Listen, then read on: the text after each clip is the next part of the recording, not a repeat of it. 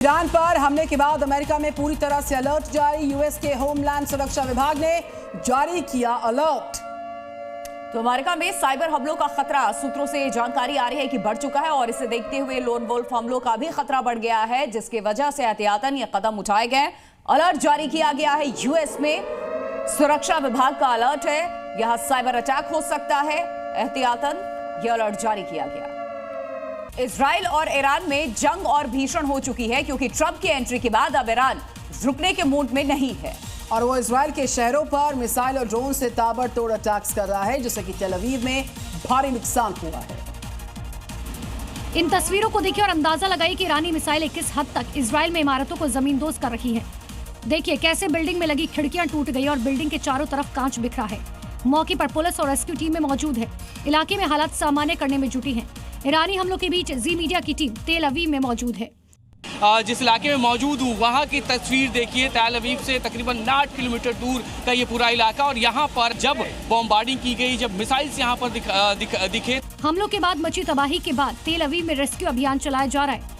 ईरानी मिसाइलें और बम से बर्बाद हुई बिल्डिंग्स का मलबा हटाया जा रहा है। तो यहाँ से आगे चलते रहिए, और यहाँ पे चूंकि अब सफाई का भी काम किया जा रहा है, पूरी तरीके से इलाके को साफ कर दिया जाएगा। लेकिन इस बीच जो आसपास की पूरी बर्बादी अगर आप देखें तो दुकानें यहाँ पे थी।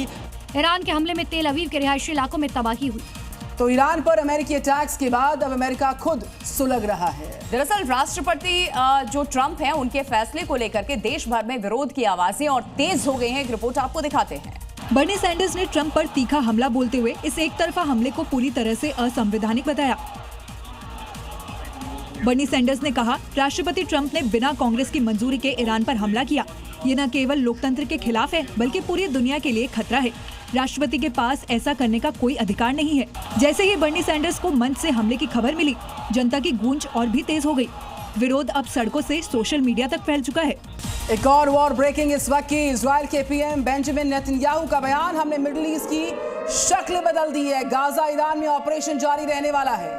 इजरायली सेना का योगदान शानदार रहा, अमेरिकी राष्ट्रपति ट्रंप का शुक्रिया। बेंजामिन नेतन्याहू ने कहा, यूएस के साथ मिलकर के बड़ी कामयाबी हमने हासिल की, आगे भी करते रहेंगे। अमेरिका ने जिस तरीके से ईरान के परमाणु ठिकानों पर अटैक किया, उसके बाद इजरायली और ज्यादा पावरफुल खुद को बताते नजर आए।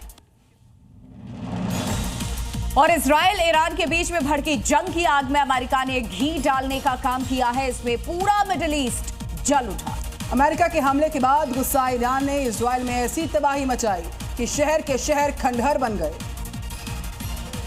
बर्बादी की ये तस्वीरें देखकर अंदाजा लगाया जा सकता है कि ईरानी मिसाइलों ने इजराइल को खंडहर बना दिया है। पूरी की पूरी इमारतें धराशायी हो गई हैं और हर तरफ मलबे का ढेर बिखरा है। ईरानी मिसाइलों ने इजरायली शहरों को हिट किया तो आसमान तक धुएं का गुबार उठा और चीख पुकार मच गई। सड़कें सूनी हो गईं और दहशत के मारे लोग सुरक्षित जगहों पर भागे। राजधानी तेल अवीव में तो हालात बेहद डरावने हैं। सोचिए, जब घरों का ये हाल हुआ है तो लोगों पर क्या गुजरी होगी। घर, दुकान, मकान, सड़कें, पेड़ पौधे, सब कुछ बारूदी जंग में नेस्त नाबूद हो चुका है। रेस्क्यू टीमें राहत और बचाव में लगी हैं।